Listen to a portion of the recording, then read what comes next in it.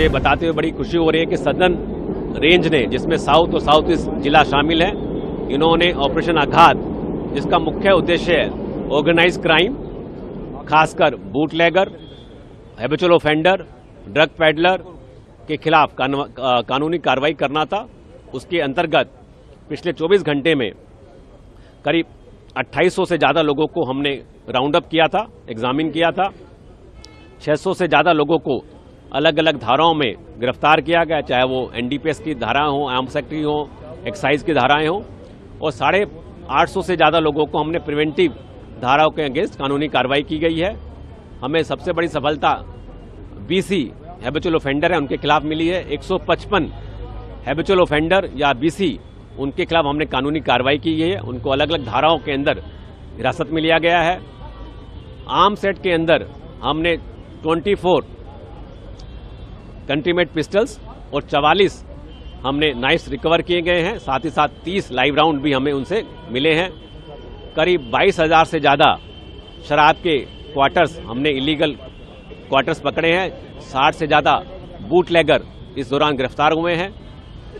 इसके साथ साथ करीब 70 लोगों के खिलाफ पब्लिक गैम्बलिंग एक्ट में भी कार्रवाई की गई है। करीब 2.5 लाख उनसे गैम्बलिंग अमाउंट, बेटिंग अमाउंट भी रिकवर हुई है।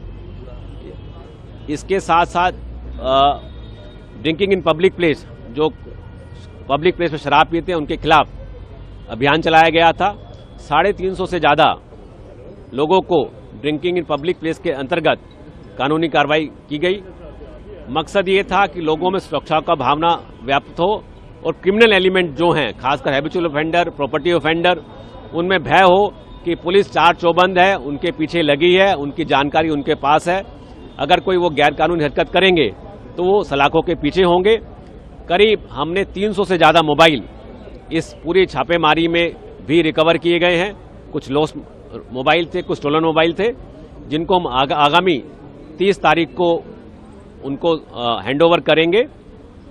तो मकसद यही था, क्रिमिनल के मन में भय हो, उनको रहे कि पुलिस उनके पीछे है, और आम शहरी को अमन चैन का एहसास हो, सुरक्षा की भावना उनमें व्याप्त हो।